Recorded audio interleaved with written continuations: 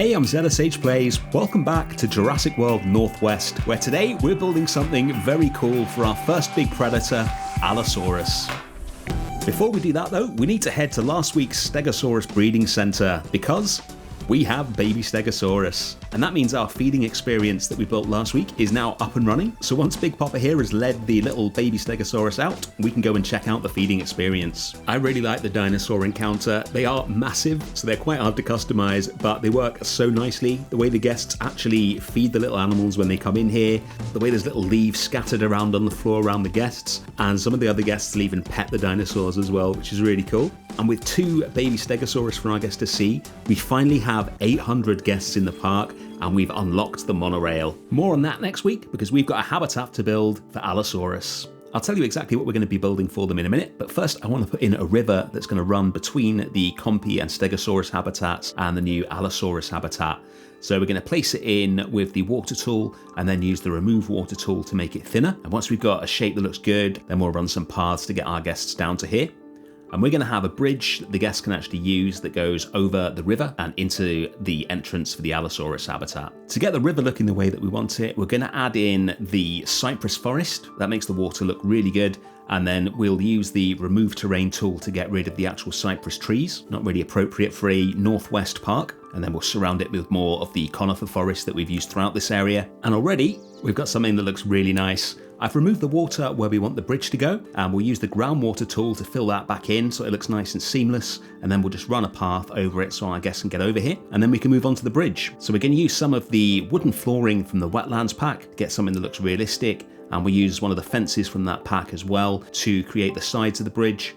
We'll make a couple of them look broken because the whole concept of this area is that it's going to look like a beautiful forest scene with a pretty high-end Jurassic World style log viewing gallery at the end, but we're going to make it look like the Allosaurus has rampaged through here and destroyed loads of it. It's going to be really immersive, and if you were to come here, you'd almost feel like you're not sure if this is theming or if you're about to get eaten.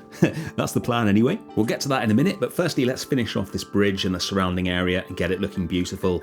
So we're going to get some rocks in, just a random arrangement of a couple of different rocks, and then we're going to shrink them down to a more appropriate size, and then use this little arrangement just to add some interest to the riverbanks on both sides. So we'll have one of them there, and we'll put another one of them over here, and we'll have a few on the other bank as well. We'll get some reeds in and a few other plants, make it look a bit more natural. There we go, that's starting to look really nice. I just want to add a bit of fence on either side of the bridge to tie that in to the surrounding area so it looks less like just one piece that's been plonked down there. And then we'll cover it in moss and dirt and various other decals to get it looking more interesting. Once we've done that, we can start the log viewing gallery, which is kind of the centerpiece of this build. Now, the way the log viewing gallery works is that you need a remote viewing entrance for it, and then the guests go underground, and then I presume there's like a lift in those legs or something to get them up in there. It's kind of extravagant. It's a bit extra for this park. So the way I'm going to do it is combine the remote viewing entrance and the log viewing gallery into one building. So it looks like you simply walk through the door of the entrance and then go up some stairs or maybe a slope into the log part of it. I'm using the Jurassic World remote viewing gallery blueprint here, and we're basically going to tear it to pieces and make it look like it's been half destroyed by the Allosaurus. And later on, we're going to build some custom enrichment that gets the Allosaurus right up to the viewing so that you get a real eye-level view of them feeding, which is going to be cool. All right, we've taken one of the overhangs and bent that all out of shape now. We're going to add some crack decals and some dirt and some missing bits of concrete and things like that all over this building. We'll add in one of the maps from the wetlands pack that we've used throughout this park and make that look like it's been knocked over as well. And then we're going to get some ivy and start making this look all overgrown. We'll have some of the longer pieces dangling down the front and then some of the ivy spreads on the side of the building. Anything we can do to make this look like it was destroyed at some point and then kind of abandoned in the forest. Then we're going to make something which I really wish was in the game actually, which is some dinosaur footprints. We're going to make some big Allosaurus style footprints using a couple of the damage decals. Just keep playing around with them until we get something that looks like a kind of three-toed foot that you would expect a theropod to have. I'm pretty sure they've got 3 toes anyway. If I've got that wrong, I'm sure you'll let me know in the comments and we'll edit it later. But I think that's right. And we'll place some of those around so you can kind of see where the Allosaurus has supposedly walked through here and destroyed everything. I would love to have some dinosaur footprint decals in the game. It's such a popular motif in zoos to have footprints of whatever animal you're looking at embedded into the ground. And if you're building a park for dinosaurs, then those footprints are going to be even bigger and more impressive. So it would be great to have them in the game to use. And we're going to temporarily go back to the bridge and add a bit more damage to that. Had an idea to use these wetland panels that have the missing bits of wood in. We place some of those in, and then we place some glass underneath them so they look ruined, but the guests wouldn't actually be in danger of falling through the bridge. Not going to go down well with the health and safety team. And then we'll move on to the enrichment that I mentioned. What I want to create is something that looks like a big chunk of apatosaur suspended in front of the log viewing gallery that's covered in meat that the Allosaurus would eat. It would be something that the park could refresh every day as food enrichment. It would provide an amazing view for the guests. And if we place one of the meat feeders just below it, I reckon we can get the Allosaurus to actually come over. Obviously they're not going to eat this, but they will be stood right in front of the log viewing gallery, and you're going to see this big chunk of skeleton hanging down right in front of you when you're in there. I'm using the bin bags coloured red so that we get meat on the bones and some flies around it as well, which is going to look really good. Did this back in the Lost World build, but it seems to work better here for some reason, maybe because it's right next to the log viewing. So we're going to suspend it from a crane arm. The actual crane will be hidden under some rocks, and then we'll use various bits of wire and the handle from a lamp to attach the carcass to the crane. With that done, we can move our new enrichment item into the habitat and start lining it up and getting it to roughly where we want it to be, and covering up any parts of it that we don't want with rocks. And finally adding a big dead tree trunk onto the crane to make it look a bit more natural. We'll put the meat feeder below it, and when we get to the end cinematics, we can see how well that works. Next up, we need to join the entrance onto the log viewing gallery, and we're going to do that by scaling up some of the overhang pieces and positioning those so they join perfectly from the entrance building onto the top of the log. We're not going to have the log viewing on both sides like it's set up by default. We're going to cover up the back side so it looks like that is where people will come up the slope and get into it. And we'll also cover up the top. That's also going to reduce glare on the glass, give us a much better view when we've got the camera in there. We need to be really precise with this. I want the new parts that we're creating to merge in perfectly with the original Frontier blueprint so it doesn't look out of place.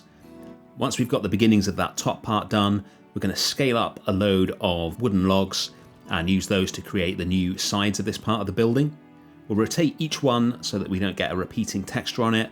And once we've got 3 of those next to each other, we can turn that into a group and copy this down the sides of the new part of the building. We need to adjust the height of each log as well so it's not breaking through the ceiling piece. But overall, it's a pretty simple design, nothing complicated here. This part of the building won't be visible to guests because they'll be inside it. So like you would do in a real park, there's no need to go crazy with the theming on this pit. A simple wooden wall will do the job. If you're enjoying this, by the way, don't forget to hit the like button and subscribe if you're new to the channel. We're almost done with this part of the build now. We just need to get these down to the right height.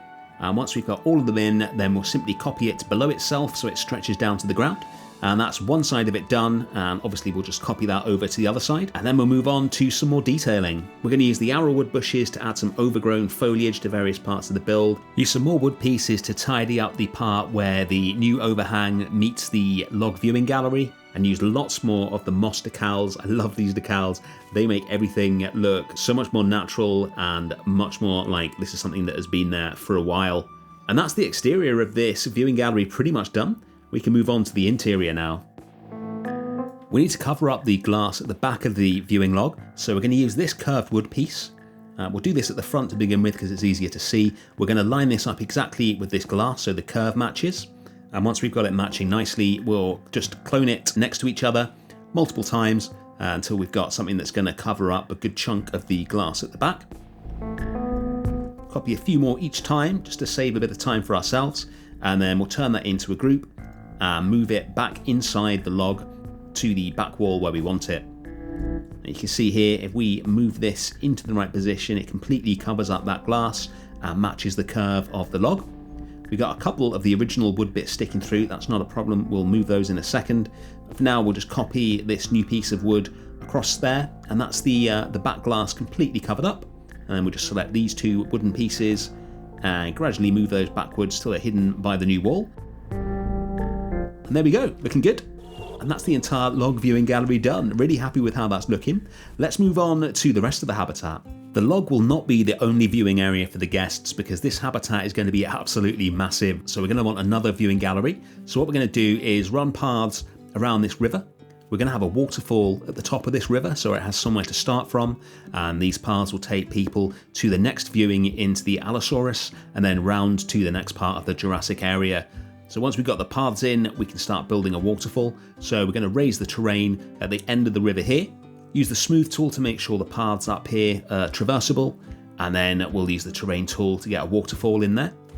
And then we're going to use rocks to make it look realistic. I really like the texture on this rock here. It's got loads of different layers to it, so it does a good job of a kind of waterfall rock where it's further out at the bottom than it is at the top. So we'll have two of these either side of where the water comes from, and then we'll use a different rock lower down into the ground to start adding even more layers at the bottom. Use the same rock again to add more layers to the top, and then we'll get a really big rock and use that to cover up the source of the water. So this looks like a proper waterfall, presumably an artificial one that the park have put there rather than a natural one. And with that looking good, we'll get some more of our conifer forest in and start sinking this path into the rest of the forest, and then we'll use the terrain tool to get rid of some of the grass and add some more rocks into the waterfall to get that looking much more realistic. I think the juxtaposition of beautiful nature and then slightly terrifying partially destroyed buildings is going to work really nicely. So let's move on to the next viewing gallery. We'll get a nice flat area for it here. And then we're going to use the wooden viewing gallery we built for the Herrerasaurus. That's going to fit in just as nicely in the Jurassic forest as it did in the Triassic forest. So we'll copy that across here and then just change the name of the dinosaur on the sign, make a few other changes so it fits in nicely. And that's pretty much all that we need to do for that. And we can move on to the habitat barriers. We're going to start the fences at the join between the log and the viewing entrance. This means that they're going to still be hidden away amongst all those trees we put in there, and they won't be spoiling the view, but it also gives a tiny bit of space behind the log where the Allosaurus can kind of walk into, which should enable them to get closer to the log. Like I said, this is going to be a really big habitat. We've got some pretty sizable carnivores here. It's theorized that Allosaurus lived in packs. I don't think they're 100% on that, but that seems to be the prevailing view. So I want two of them in here, at least, just a male and female, and we'll have them breed as well. And as you can see, there should be plenty of space in this habitat. We're going to go in and roughen up the terrain with the roughen tool, and then use the smooth tool with the intensity right down just to prevent any sharp edges. And then we'll raise the terrain to the highest level at the back of the habitat to ensure good visibility. And then we're going to put in some little pockets of forest. So the way I want this to work is so that the habitat appears to be a forest with lots and lots of trees and then pathways between them where the Allosaurus can walk. We've also got a load of dead trees in there as well for interest. So it should appear to be full of trees, but still actually have quite a lot of space that the Allosaurus can walk around in, so that when you're in the viewing galleries, it's almost like you're in a clearing in the forest that the dinosaurs are kind of wandering into. It's been over 4 months since Jurassic World Evolution 3 came out, and I've got to say I'm still absolutely loving the ability to paint this many trees into such a large area in such a quick time. With all those trees, that's pretty much the habitat done.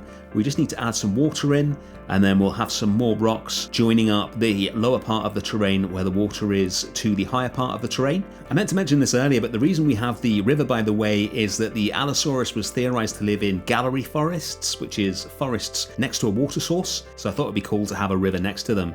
And finally, we'll drop in a gate so our rangers and the MVU can get in here, and then use a path to join that onto the nearest staff complex. And that is the habitat done. Let's check it out. Here we go.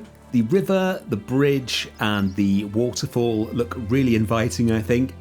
But the closer you get to the viewing gallery, the more the destruction becomes apparent. There's just one thing missing, and that's the dinosaurs. So let's go and grab ourselves some Allosaurus DNA. Always love seeing our helicopter making its way to a new dig site. We'll get the Allosaurus synthesized in the hatchery. I've gone for the default skin for the female and a green one for the male. And then we can get our guests in and take a look at the habitat up and running. The bridge is working nicely, and we've got some mist in here from all the cypress swamp as well. And here's the Allosaurus. Have a little bit of a dominance fight at the start. You see them from the viewing gallery here. And one of them even has a little submission animation, almost like cats having a fight. That's really cute. But will they use the new enrichment? That is the question, and I'm very happy to say that the answer is yes. Here we go.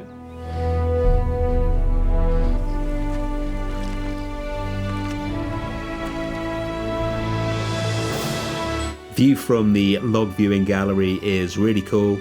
And that is our Allosaurus forest. Thank you so much for watching as always. I will see you again next week for another Jurassic World Northwest. See you then.